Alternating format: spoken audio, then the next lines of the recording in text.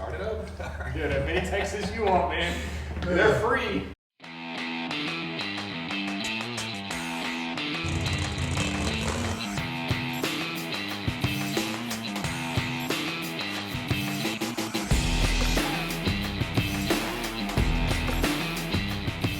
What's up, everybody? I'm Matthew Belcher here in the shop at Appalachian Performance Engineering, also known as APE, apebuilt.com. I'm here with one of our customers, Martin Rice, and we're doing a build for him, a custom buggy, and we just wanted to kind of give you guys a rundown and some information and kind of how we've gotten to where we're at. So Martin, if you want to introduce yourself. Sure.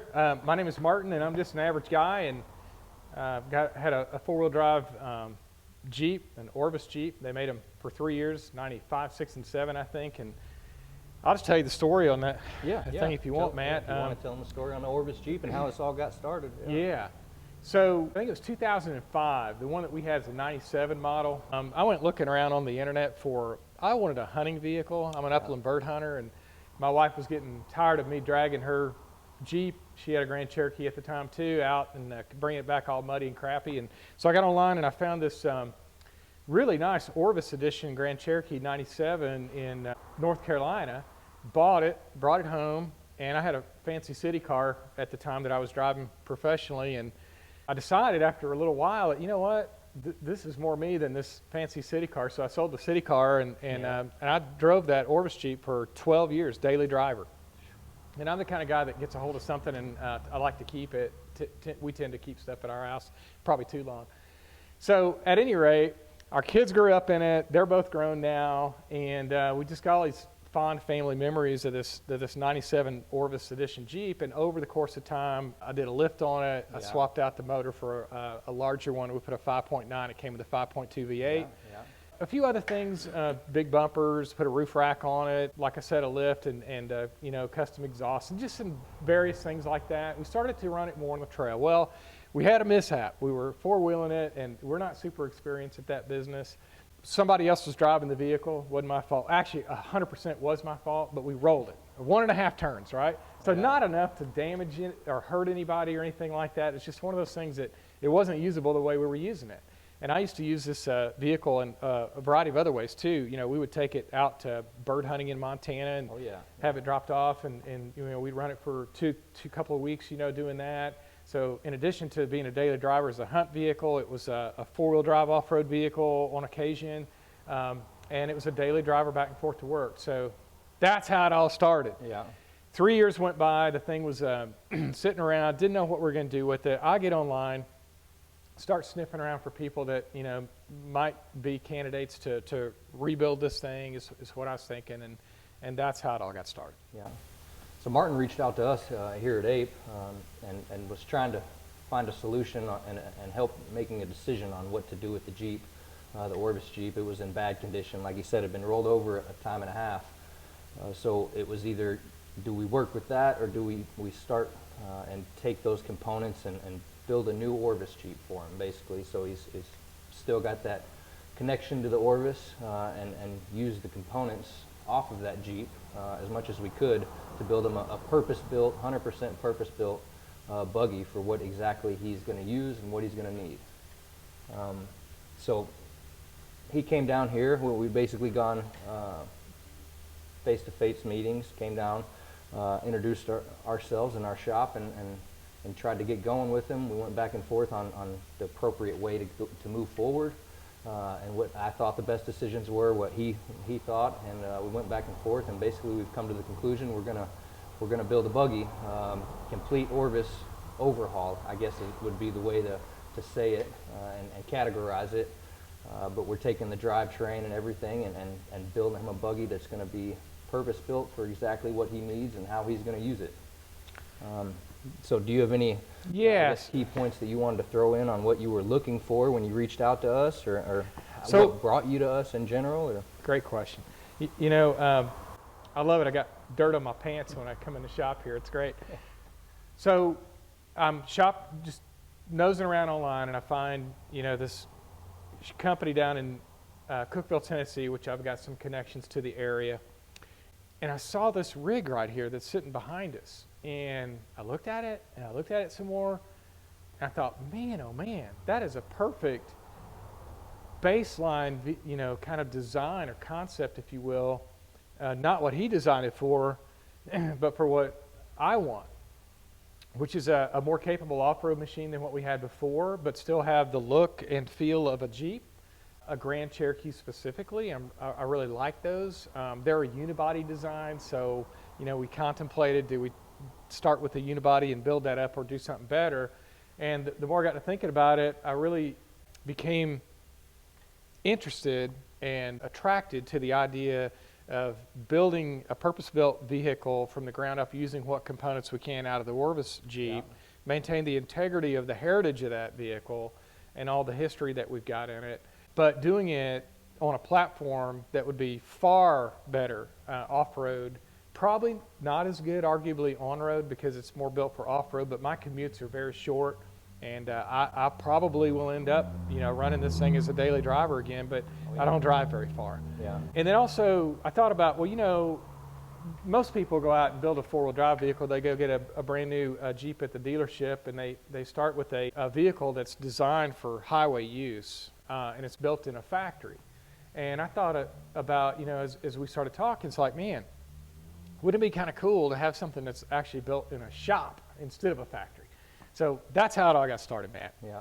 So the other thing, I've been in business of various different flavors for 40 years probably or more. So call it 4 decades. And I get to evaluate a lot of people, a lot of, different opportunities and that sort of thing. I heard someone say it on another YouTube video once that when you basically hook on to the horse of a builder, I mean, there's a tremendous amount of trust and confidence that has to be there. So your small operation, your shop, I picked that up right away. We started talking, and one of my concerns was, and maybe is at this point, right? Yeah. To a lesser degree at this point. But, you start up a project like this, and the last thing I want is a runaway project in terms of cost or time. Oh, yeah, yeah. And so we talked about that right up front. And then the other thing that really impressed me is, you picked up that I'm kind of a numbers guy, and you gave me a beautifully, ton of work went into a breakdown, a spreadsheet breakdown of exactly, what each area of the componentry will cost. And then, it just gave me a lot of confidence. So I credit you for that.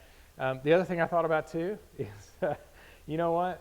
In 2 years, I think the lead time to get you and your crew here to do something like we're doing right now is probably going to be a lot longer than it is today because, you're going to get traction. Oh, yeah. Well, that's what we're hoping for. That's what we're working towards, for sure. So let me ask you, the vehicle that caught my eye to begin with that's sitting behind us, tell me the story about that.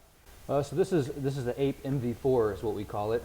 And the 4 meaning there's 4 seats. We also have the MV2 version, which has 2 front seats and more of a truck bed in the back. But we originally built this for the Special Forces units of the Armed Forces as a prototype.